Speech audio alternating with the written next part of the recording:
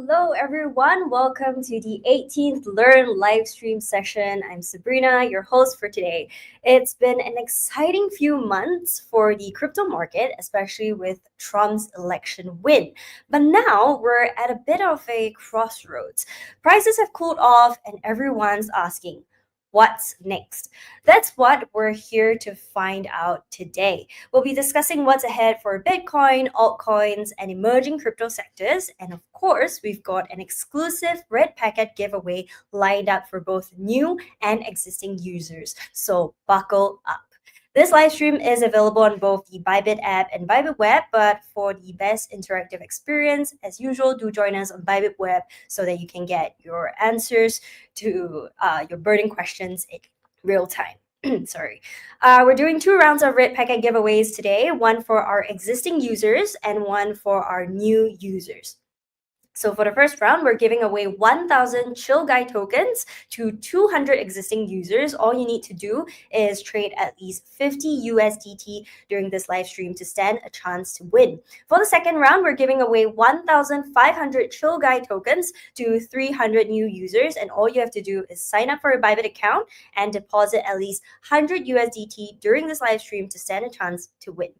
Now, so sign up and sign up now to get ahead of the game. And while you're at it, like this video, share the stream out, and let's get started. Now let's welcome our 2 incredible panelists who will be sharing their insights with us today. First up, we are very happy to welcome Brian, Head of Content at Sentiment.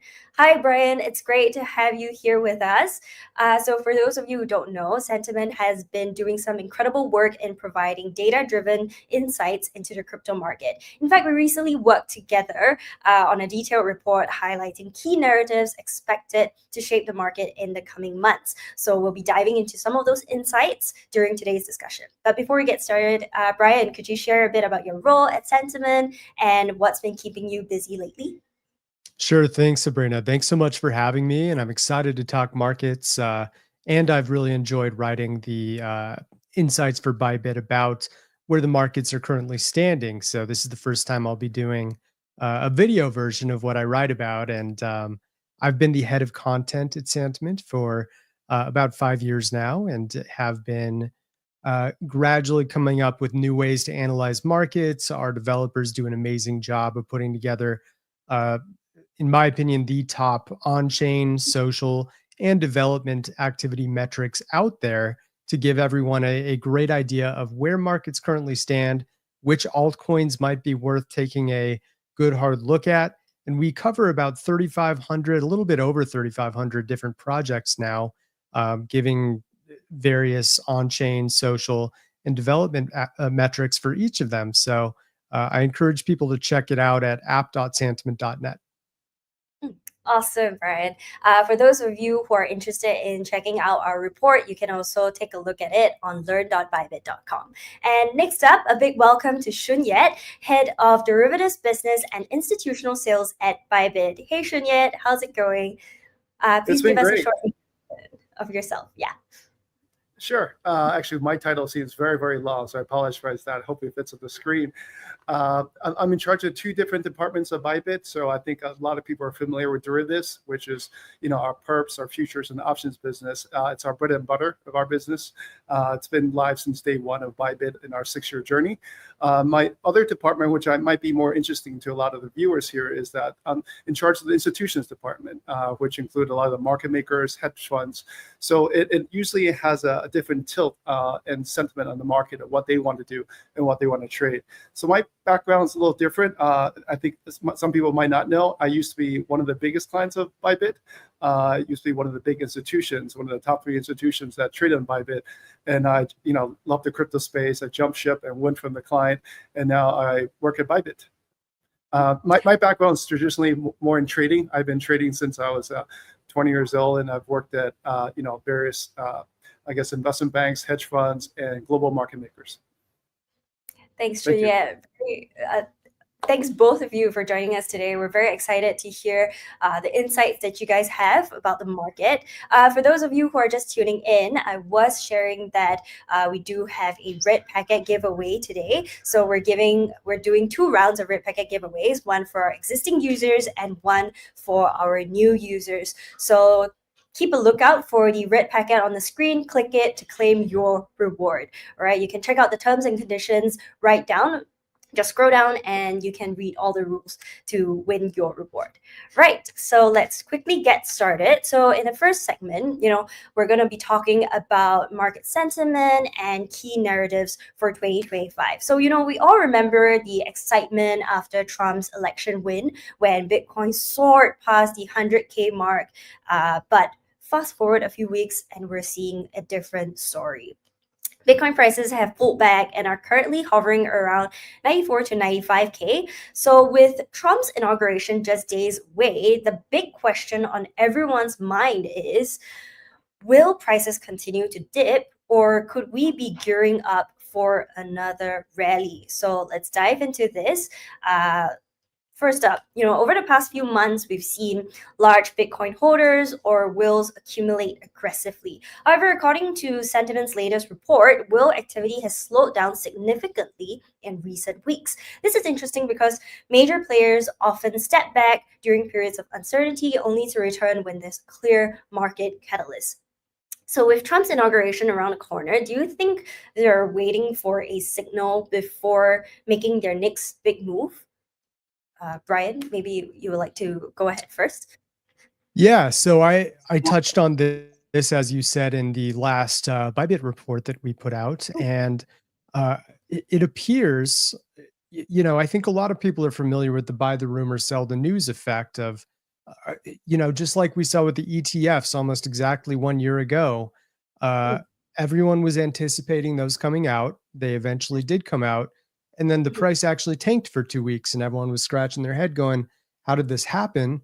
We thought that this was bullish. We feel scammed. We're out of here. No more crypto for me. And then after people started panicking, we see the price soar, right? So what happened here, based on everything that I've gathered from our data, is people got very excited about the news that the pro-crypto candidate, Donald Trump, regardless of your take on him, especially in the US, he's very polarizing, but he was mostly perceived around the world to be the pro-crypto candidate for the US, a very powerful country, no matter where in the world you were. This was a bullish event, and the world was celebrating that fact that he was elected as the 47th president to be inaugurated on January 20th, 6 days away, or 5, depending on where you are in the world right now. But 6 here in the US, which is where it matters. And it appears as though the whales are kind of, at this point, sitting on their hands and saying, okay, the only thing left to happen now is for him to officially be inaugurated. This has been expected for the past 2 months since he was elected. Now we're going to wait for it to happen and make sure that it's smooth and the transition, doesn't have any crazy noise. There was an attempted assassination 6 months ago, almost exactly 6 months ago. So I'm not going to suggest something like that would happen again, but there's always a bit of uncertainty these days when it comes to presidential transitions. And the whale activity, despite slowing down, that doesn't necessarily mean prices are going to tank. It just means their activity is in a holding pattern, or a hodling pattern, pun intended, until things are official 1 week from now. While whale activity has cooled, we've seen increased participation from retail investors, many of whom entered the market during the 2017 bull run. Back then, retail speculation was a key driver of Bitcoin's rally, but things are different now with more institutional involvement. So given the current dynamics, do you think a new batch of retail traders could once again drive the next phase of this bull run, or is institutional participation still the dominant factor? Yeah, I think as time progresses, it's becoming more and more of an institutional's playground.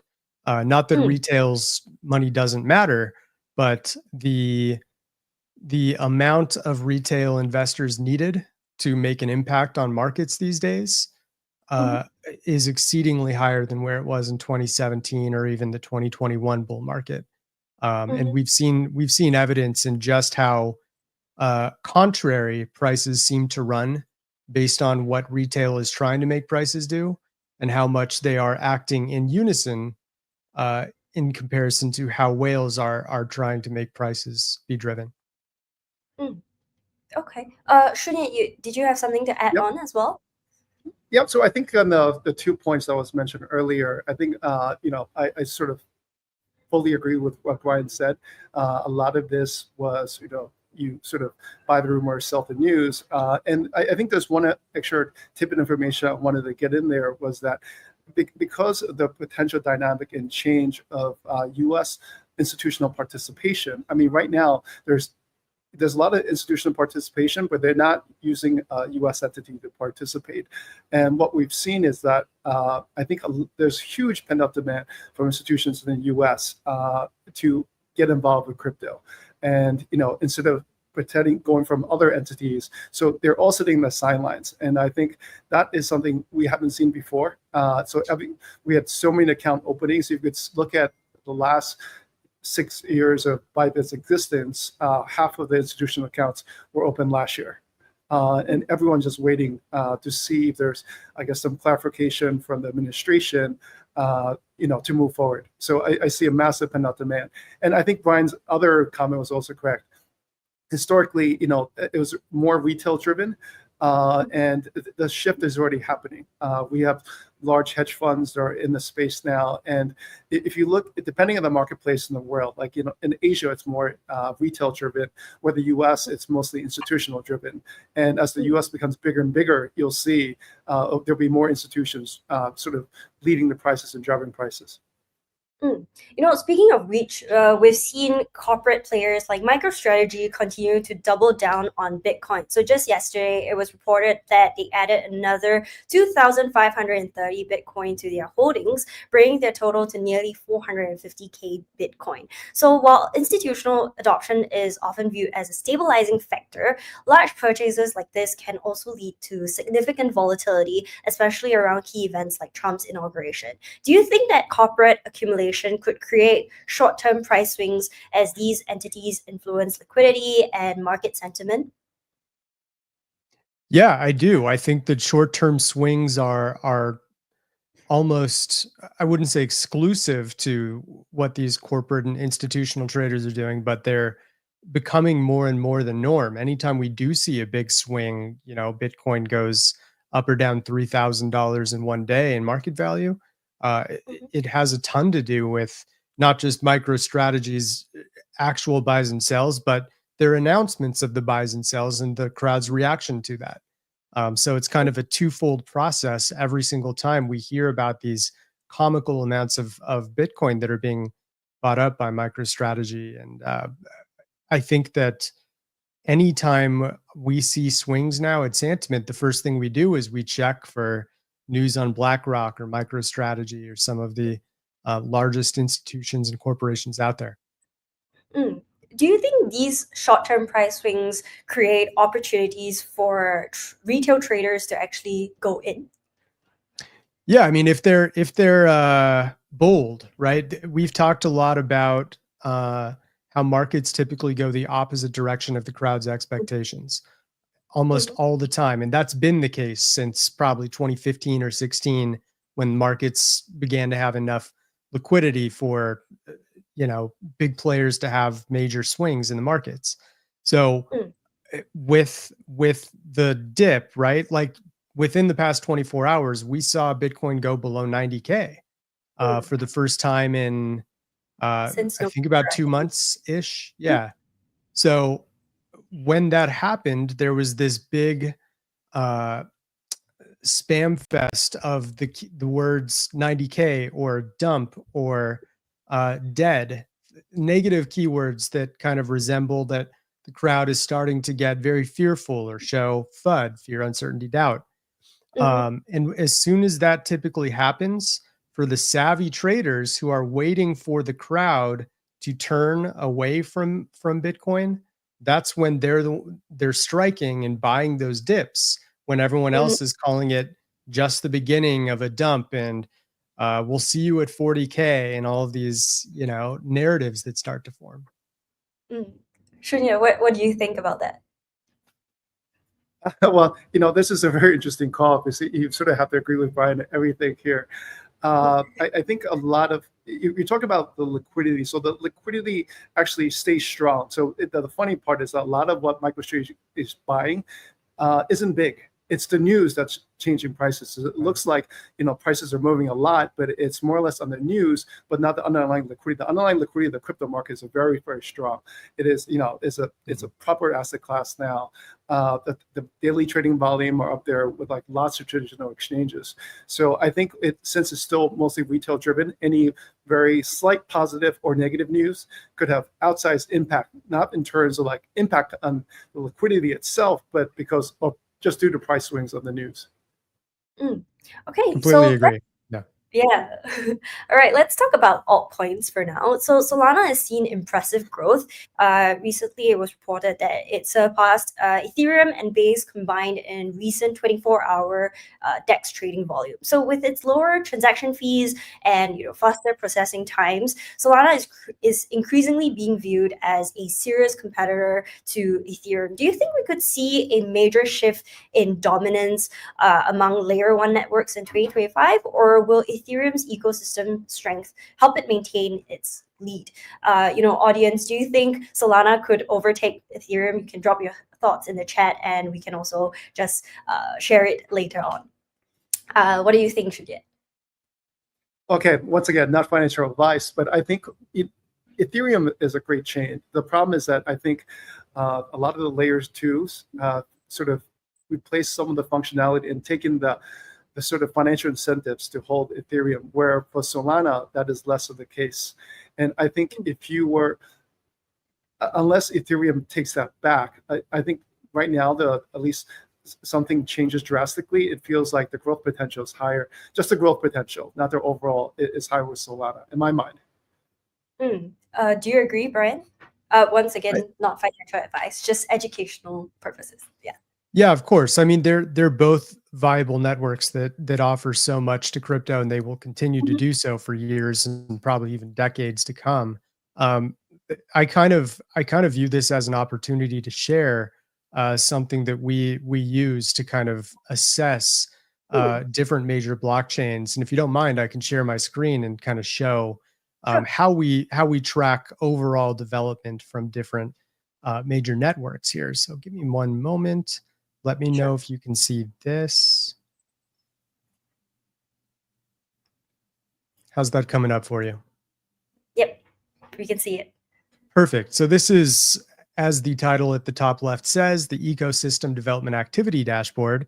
And what this shows is the overall amount of GitHub activity per blockchain, plain and simple. So it's combining all of the different projects on Ethereum, BNB, Polygon, Arbitrum, Optimism, and we can go far and beyond. And if we look at the top 10, we see Ethereum here at number one. Obviously, it's had a head start on Solana, being founded back in 2015, even 2014, actually, but it was first traded in 2015. It has almost 1 million activity events, whereas Solana has about 217, 218,000 or so. So call that maybe 1/4 the amount of Ethereum. That doesn't mean it's 1/4 the amount of power and potential success of Ethereum. It simply means there is more overall in crypto being built under Ethereum right now compared to Solana. But you'll notice if we go back to the past 6 months here, Ethereum's actually seeing 11% less development activity, whereas Solana is seeing about 3% more. If we zoom out a little more, we go back, let's say 1 year, Ethereum's up about 2%, but Solana's up a massive 13%. So you can see where I'm going with this. There's definitely a trend forming where Solana does appear to be one of the pioneers in seeing a lot of exponential growth among different projects, and by just sheer quantity with the amount of different projects. Solana has a bit of an advantage and seems to be playing some catch up right now. I won't comment much about superior or inferior tech, but I will say that right now there seems to be this competitive arms race that can border on toxic sometimes between the two communities. But in essence, it actually kind of brings out the best in both. And it's kind of very intriguing to watch from my perspective right now. Yeah, because it encourages innovation from both ends, right? Right. Okay. Meme coins had a crazy run in 2024, but volumes have dropped off sharply since then. Do you think they've run out of steam, or could we see another revival, especially with all the hype around Trump and social-driven assets? Yeah, I can take this one first. Meme coins typically are the last stage of most bull cycles from what we've seen. And I don't think that the 2024 run was an exception. We saw all sorts of different meme coins pop up in 2024, especially at the beginning of the year, right before the top in March, when we almost got to 75K Bitcoin, right? What happened then was the same thing we saw at the end of the year. Bitcoin led the way, and then meme coins suddenly pop up all over the place. Whether or not they have any sort of viability for a long-term future in crypto, people start to pour in their Bitcoin profits into meme coins, and then we start to see tops form, especially if meme coins have major price dominance over Bitcoin. That's one of the primary signals we look for in a top. It doesn't mean that as soon as meme coins surge, it's an automatic time to sell everything you own. But it means that crypto markets are turning into a little more of a gamble fest. I would not say they've run out of steam as much as they've ended their temporary cycle. And now we need to kind of wait to see how the reaction is to Trump's inauguration next week, whether Bitcoin just immediately pops back up above 105K or something. If that happens, then meme coins will follow. And if you're staying in touch with which meme coins the community is starting to fall in love with again, you can find some opportunities once again. But it's all contingent on Bitcoin being able to surge once again first before meme coins. Thanks, Brian. And just to put it out once again, this is not meant to be financial advice. Everything discussed is for educational purposes. Now, speaking of meme coins, we also saw how Elon Musk's Kekius Maximus had no change sparked a 4,800% pump in a random token. So, you mentioned that meme coins, they're sort of a gamble. Do you think that these types of events still present real opportunities, or are they, like what you said, just a gamble at this point? Yeah, I mean, the opportunities are presented if the crowd decides they want there to be opportunities. At the end of the day, it's a short-term versus a long-term play. And in most cases, if you're hodling, you'd want to stay more on the side of Bitcoin, Ethereum, and these top blue chip assets. But if you have enough of the community decide that it's meme coin season and they have the profits to throw some money around, that's when Kekius Maximus and many of these other projects can flourish if you really have your finger on the pulse of where the community is going to go next. All right, let's just hear from Shunyet. So if Trump moves forward with his proposed Bitcoin reserve and crypto-friendly policies, do you think it could encourage other countries to adopt similar strategies? For example, Kenya recently announced plans to legalize cryptocurrencies, aiming to regulate digital assets while managing associated risks. So could we see like a ripple effect with this? Well, there would definitely be a ripple effect. I mean, the U.S. doesn't have the largest reserve actually, and there's actually lots of other countries that have it. So there's certain countries probably won't do it, like China.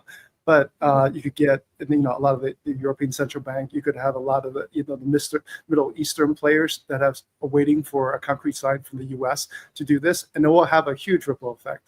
And I think a lot of financial institutions that wouldn't touch it before, if you have the U.S. government doing it and you have all the top custodians in the U.S. also get involved, it's just going to happen. The only thing I think I want to mention is that we don't know when Trump is going to do this, right? We know he's crypto friendly. He's going to come in, and it's not that he's not the person that decides. He appoints people that will affect these change. And I think we have to see how far reaching these changes are. I think just having the ability for it to be a reserve will be a huge move already. And then we'll see what percentage will be. And the sentiment report highlights that most altcoins are currently showing negative MVRV, which stands for market value to realized value returns. For those unfamiliar, MVRV is a metric used to assess whether a token is overvalued or undervalued relative to its realized value. So when MVRV is negative, it typically means that on average, investors are holding their tokens at a loss, which is a potential sign of undervaluation. So given this backdrop, do you think this negative MVRV territory represents a strong accumulation opportunity for long-term investors, or could there still be more downside risk in ahead? Like, what additional indicators or market conditions should investors consider before deciding to enter at these levels? Maybe Brian, would you like to take this one? Yeah, so it's MVRV is a really valuable metric, and we love to use it in our analysis. But I would best frame it as a probability meter where, and sorry, my camera is a little blurry. I'll fix this after I finish my segment. But in short, MVRVs, the more negative it is, below 0%, that means that on average, traders are, if you take all of the wallets out there, they're at a loss based on the past 30 days, if you're looking at 30-day MVRV, or 365 days, if you're looking at 365. And in short, the 30-day MVRV is very negative, especially for altcoins right now, because you had a ton of top buyers that were coming in mid-December and got burned. And there was a lot of new retail buyers who were, hearing about crypto from a friend and jumping into all sorts of meme coins. So of course they're down significantly now. But I would warn that even though the 30-day MVRV is showing a lot of pain that you could potentially buy into and maybe profit for the short term, the long term, if you look at the past 365 days, even a lot of those meme coins and speculative assets out there show average profits for most assets still, because going back to early 2024, we were significantly lower, not just for Bitcoin, but almost all of crypto was significantly lower. So it's kind of a risk tolerance thing. If you want to buy in now, have an idea if you're on the short-term train or if you just want to hold for a long time, because the long term actually looks a little more dicey, even though there could be a short window, perhaps over the next 2, 4, 6 weeks, where you could potentially buy and then sell again if and when the 30-day MVRV goes way above 0, if that makes sense. Mm-hmm. So would you say that investors should just be cautious, like in the long term, like they need to identify points of selling? Yeah. So obviously always be cautious, but there are better, more opportunistic times than right now, where both like the short and long-term average returns are way below 0%. Now is not one of those times. Now we see short-term losses, but still many long-term gains. And people are kind of just showing a little impatience going like, can I buy yet? Can I buy yet?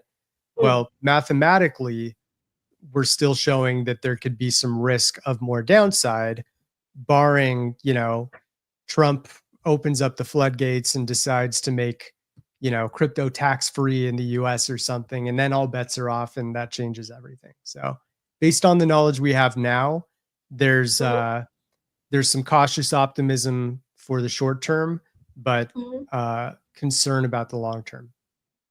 All right.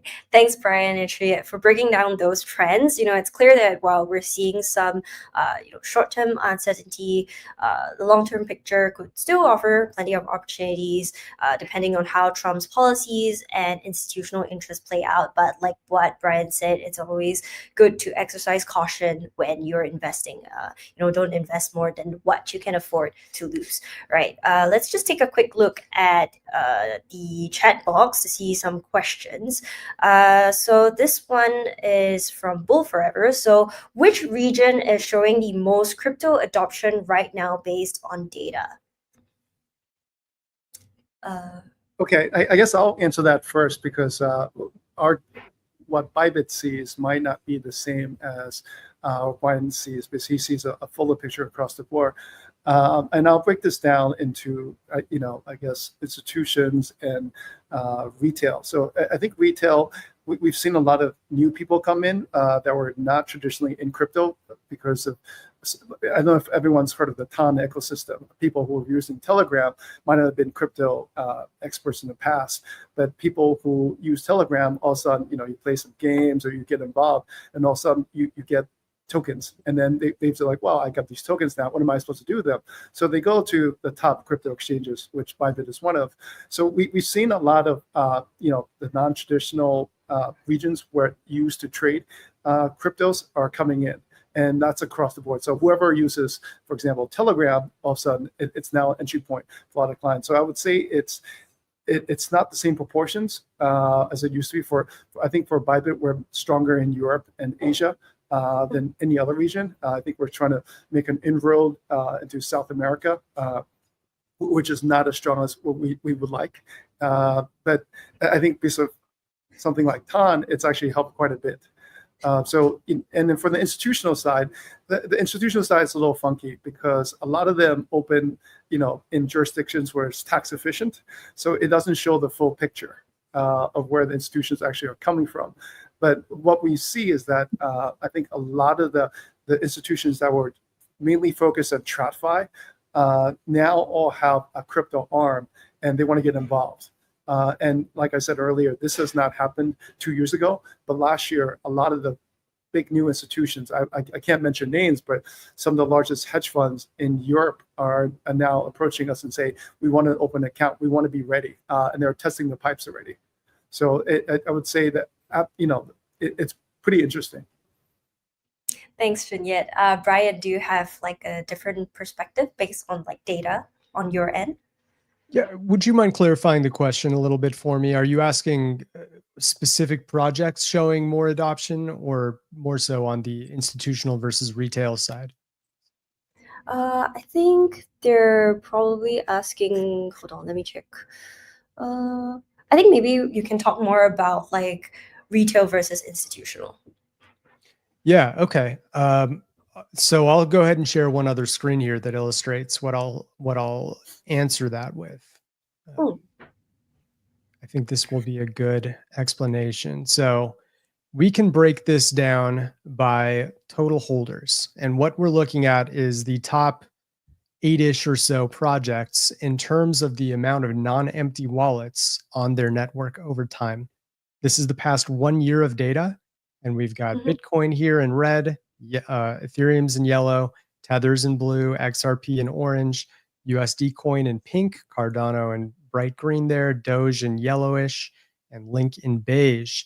And for the most part, we see assets like Ethereum, Tether, USD coin, especially ERC20s and Ethereum-based assets, they're just continuing to see more and more adoption over time, regardless of what prices are doing.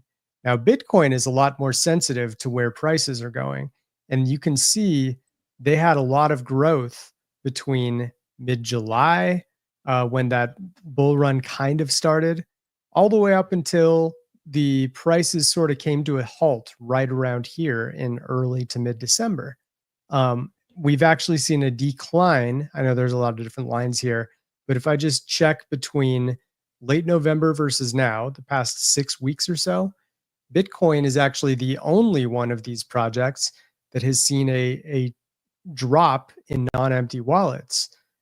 dropping about 127,000 total addresses that were holding coins that no longer hold coins now.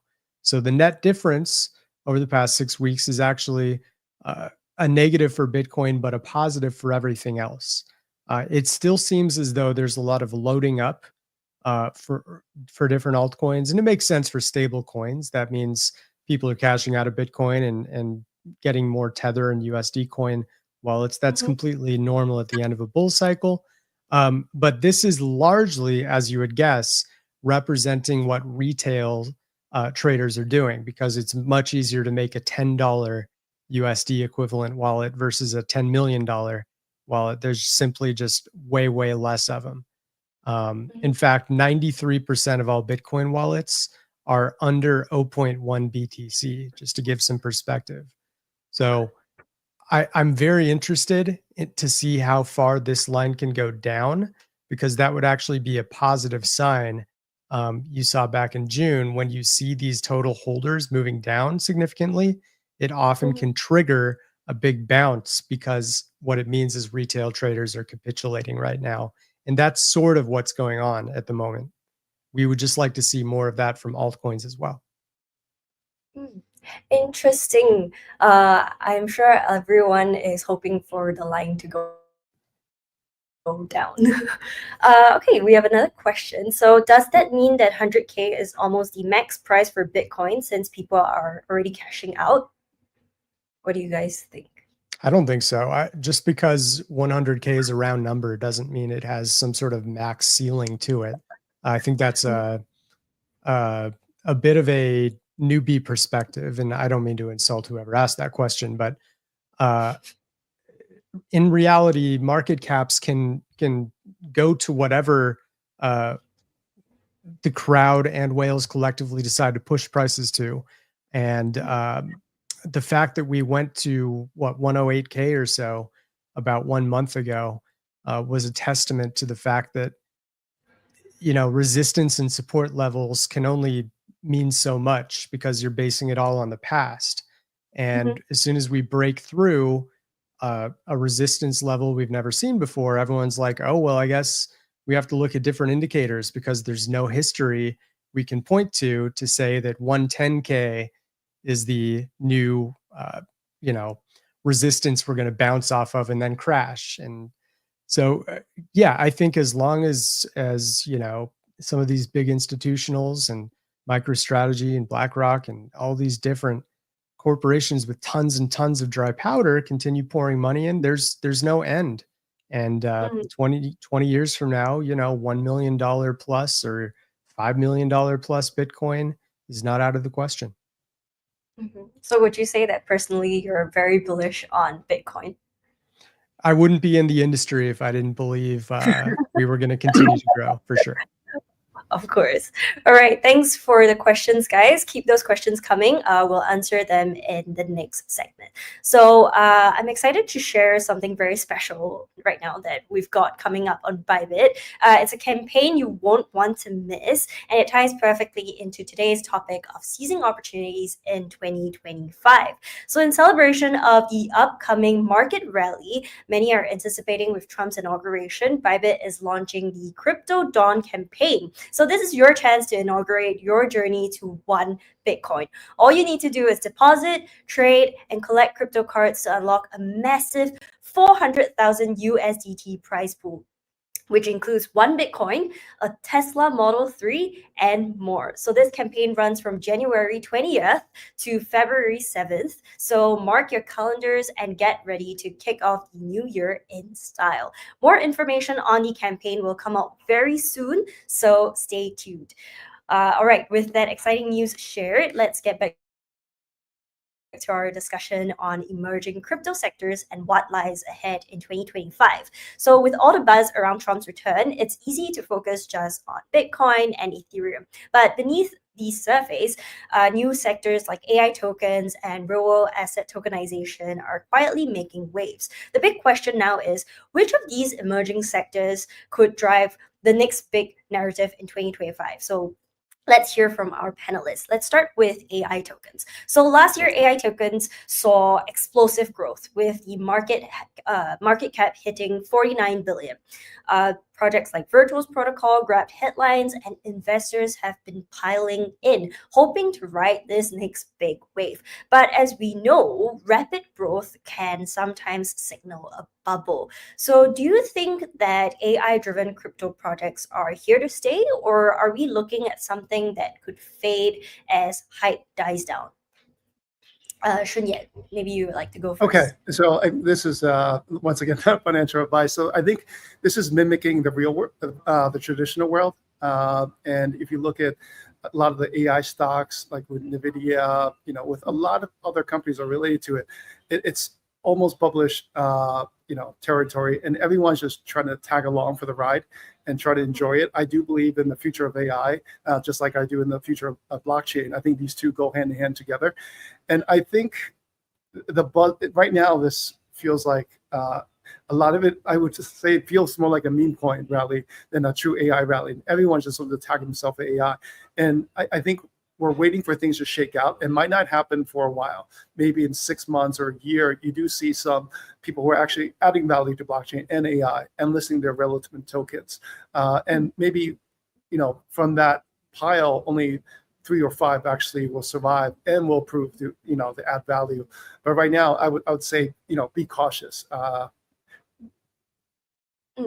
Like you said, a lot of skeptics are arguing that many of these AI tokens, AI agent tokens, are overhyped or lack clear utility, and they call them glorified meme coins. So, how do you guys differentiate between genuinely innovative AI-driven projects and those that might simply be capitalizing on this trend? So, what are some things that you look out for?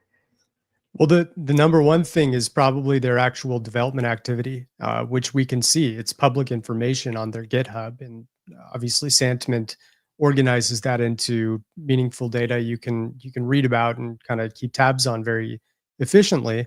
I'm looking at some of the top AI projects right now, just in terms of market cap: Hedera, Near, Internet Computer, Render, just to name the first 4, mathematically in terms of their overall market cap. And I know about all 4 of those projects, and I've even talked to some of their team members. They're all very friendly people. I'm not going to suggest that they're all sitting on giant piles of gold that are ready to burst, but what I can say is their work is showing evidence of real productivity and real effort to improve and innovate not just their own projects, but the cryptocurrency technology and what it's capable of for the future.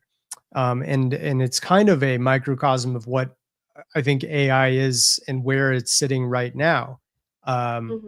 This goes a little outside of crypto, but I do think a lot of people are kind of in love with the idea of AI and what it's capable of, more so than what it's offering in terms of real value right now. And that kind of reminds me a little bit of the .com boom from 99 through 2001 or so. I don't think it was just in the US. I think this was a global phenomenon where everyone was just scooping up every single .net or .com URL out there with the hopes that it would turn into something huge, because the internet was so new and fresh and it could do all of these great things.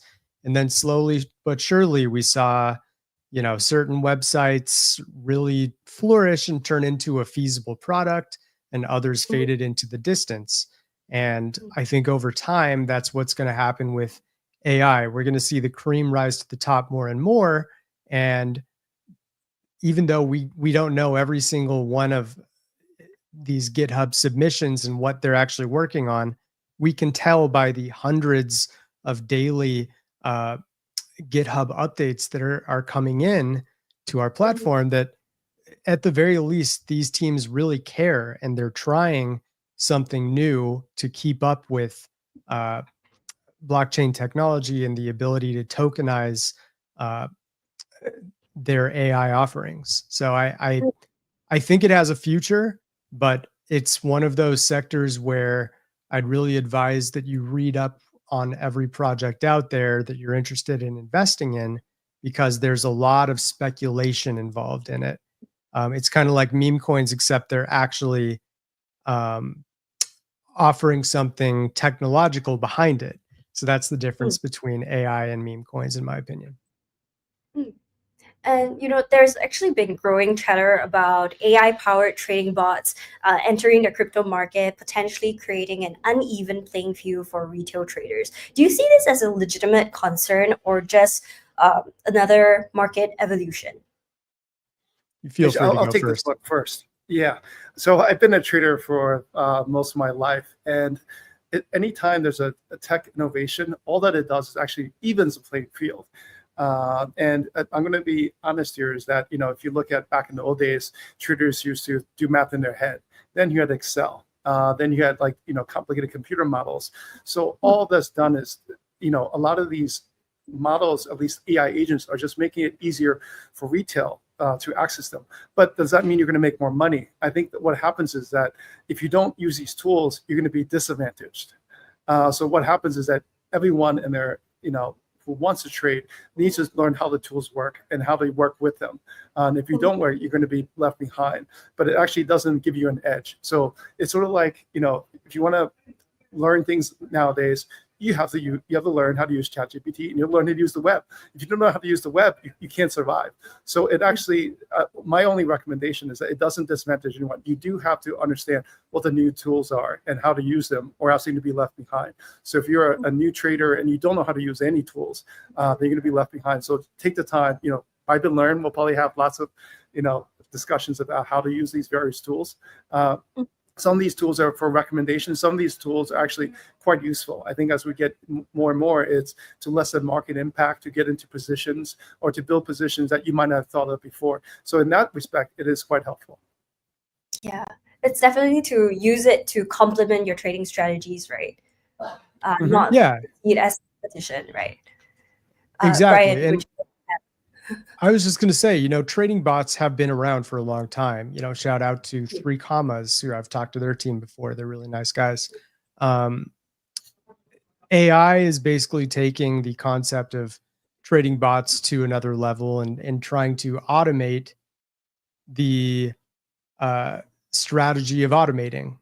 As weird as that sounds, we're basically trying to further automate what was already something that was designed to allow you to trade without having to be there. So as Jeanette was saying, it's kind of like you can either embrace it and keep up with the efficient trading that they're now outputting, or you can kind of fall in love with your current strategy and say, I trust what I'm doing, even though I'm probably giving up a little bit of efficiency and speed in the process. It's like, you can drive a car from the 1950s, but you're not going to get that 50, 60 miles per gallon. You're not going to get satellite radio, and you have to be okay with that. And I think that's kind of the difference between traders who are still in love with their old school mentalities and the traders who are just embracing what tech is currently out there. Thanks, Brian. That's a very good analogy. All right. Real-world asset tokenization hasn't grabbed as many headlines as AI tokens or meme coins, but it's definitely quietly gaining traction.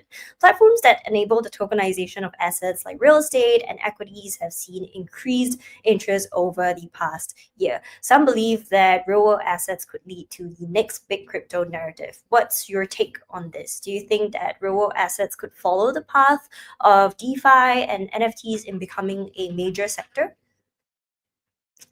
Shunyet, would you like to? I'll go first. So actually, it's already taken off, but it's taken off in a less exciting area. And I'll give an example of it's actually happened both directions. Where in the crypto side, we have ETFs. If you look at ETFs, it's almost like they're taking a crypto asset and regular traditional people who have one access point could access it. So what's really succeeded in RWA right now, and we see more and more of our top institutional clients push for this. One of the reasons is yield. The tokenization of T-bills is huge. Right now, there's no clear leader, but if you look at BlackRock, if we look at and I think the headline news is mostly BlackRock with their, Bill Lee. I can't even pronounce it properly, but a lot of these, where you have T-bills that are backed and they're interest-bearing stable coins. So I wouldn't call them stable coins, but interest-bearing tokens that could use as collateral and trade everywhere, or to swap back and forth. And I think a lot of people who want to engage with crypto exchanges want to get the interest. And so we're getting a huge push from all of our institutional clients to say, please accept this. Now, the problem is that there's no clear winner. If you look at, at stable coins, there's two dominant players, right?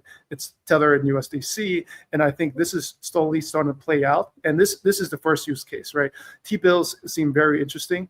I still haven't seen something else that's more innovative that has gained traction with RWA.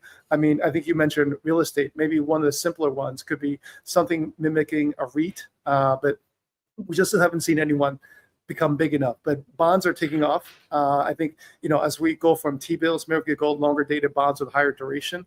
So I think this is the next simple evolution. But, I'll be excited if there's something really different that comes out with RWA. Thanks, Vidyet. Brian?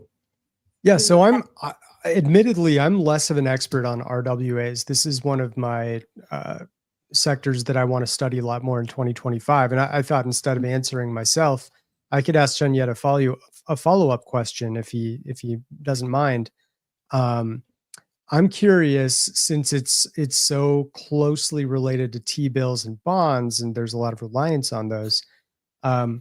If there was, say, a market crash similar to what we saw in 2022, do you think that this would actually be kind of beneficial to the sector, and perhaps we could see RWAs have kind of a better holding up trend to them because of their correlation with bonds and T-bills that would then get increased interest? Yeah, so I think safety net assets, most of right now stable coins and a lot of what's being tokenized in RWA are T-bills, right? And I think there's a narrative right now that interest rates, even though the U.S. is cutting interest rates are not getting cut. So I think it's interesting for crypto people to have easy access, and this is around the world, to have access to US T-bills. If I'm a person sitting in Singapore and I want to buy T-bills, that's a pain in the ass.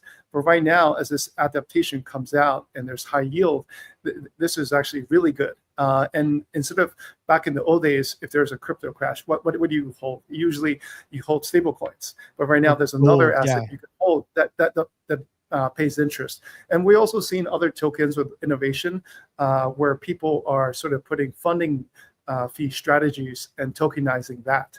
So like I said, no financial advice, and I'm not trying to, there's something like USDE, which is, sort of a token that has the funding fee element to it that you could hold. So if you are waiting out in the sidelines instead of just holding, Tether and USDE and making the yield on it, now you could hold other assets.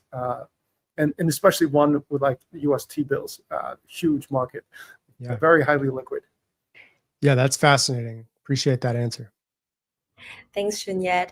All right, we spent a lot of time today talking about opportunities, but we also can't ignore the risks. So, whale activity has slowed down, which might indicate caution ahead of major events like the inauguration. But could this low activity lead to sudden volatility, especially if we see unexpected regulatory announcements? And if so, what are some of the tips that you would give to investors navigating this?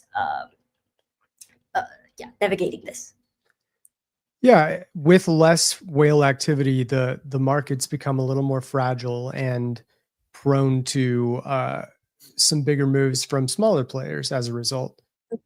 With less dominance from the key stakeholders, that means every $100 wallet has a little more pull in terms of where they can swing markets. I would say that if retail actually started to grab control, and whales didn't like the direction retail was taking it, they could easily just jump right back in. So I wouldn't say that this low activity era is something that's going to be a mainstay until Trump is elected or inaugurated. If we see the 100K barrier get broken in the next few days for Bitcoin before the inauguration, that could change Mhm. the trajectory a little bit. There's a lot of psychological reactions that very easily can sway things. Um, I guess my advice would be watch for mood swings in the crowd. Um, Sentiment does a really good job of quantifying like millions and millions of comments into, you know, these are bullish and these are bearish, rather than Mhm. just relying on, the 15 or 20 comments you see at the top of your timeline when you happen to be scrolling on X. And I think some Mhm. people make that mistake and they're like, hey, Sentiment, you say that the crowd is bearish right now, but I just saw 10 people say you should buy. And trust me, you want the largest sample sizes possible. Mhm. And just like we talked about with tech being where it is now, rely on the big algorithms to do the work for you rather than using a tiny sample size of what you had 5 minutes to read.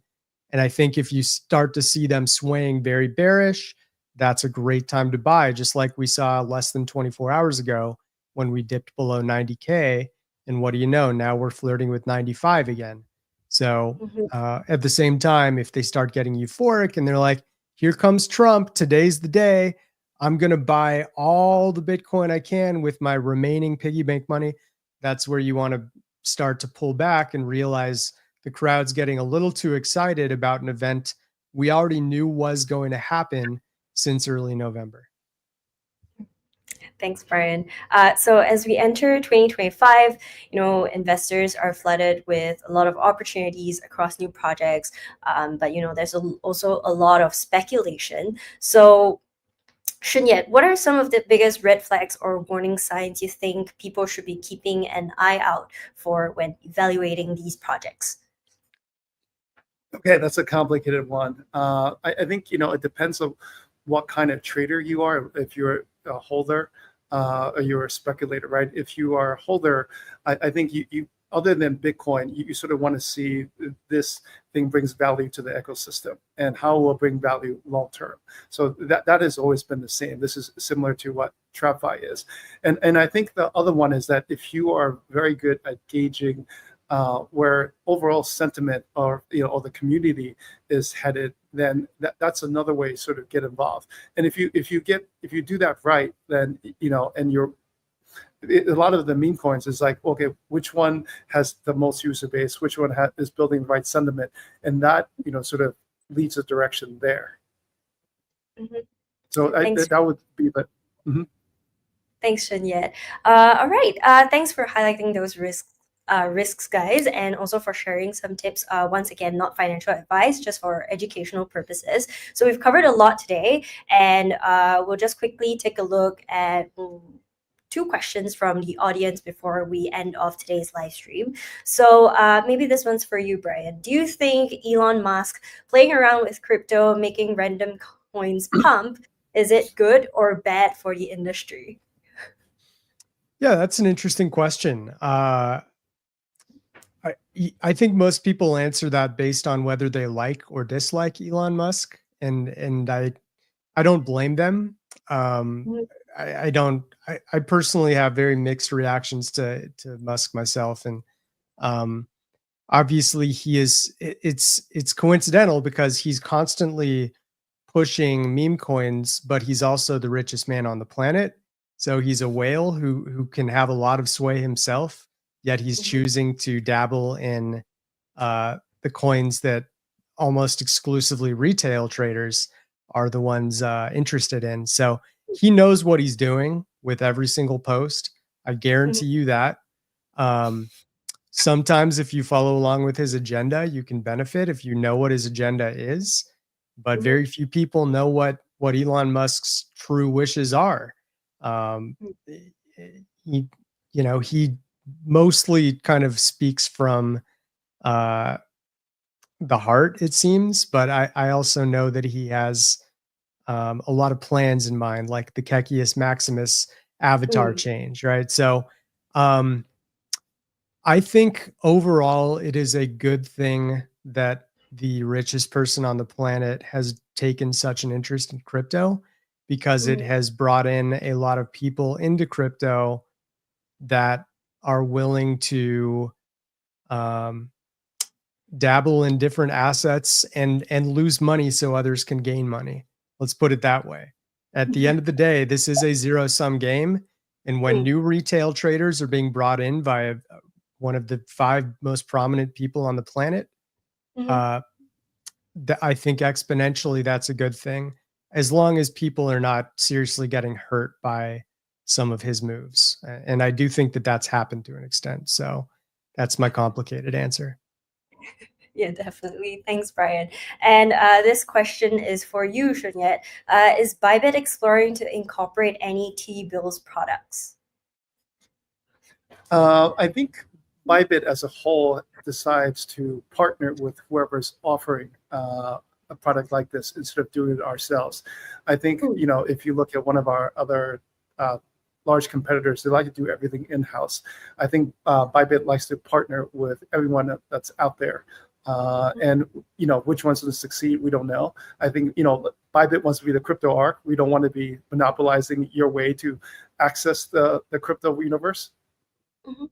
So the answer is probably no, but we'll partner with all the significant ones so that any one of our users, whether it be retail or institution, can get access.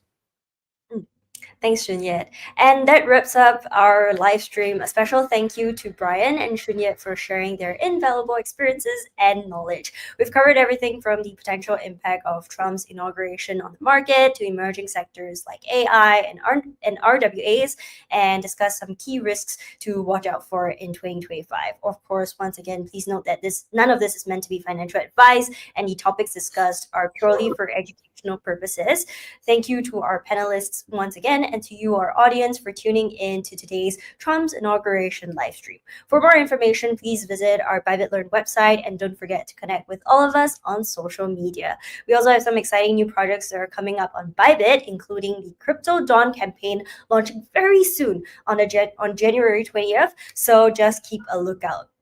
Let us know what are some topics that you would like to hear more of, and we'll see you at our next live stream. Stay tuned to our social media platforms for more updates. Thank you, and see you next time. Bye-bye. Thanks, everybody. Thank Thank you. you.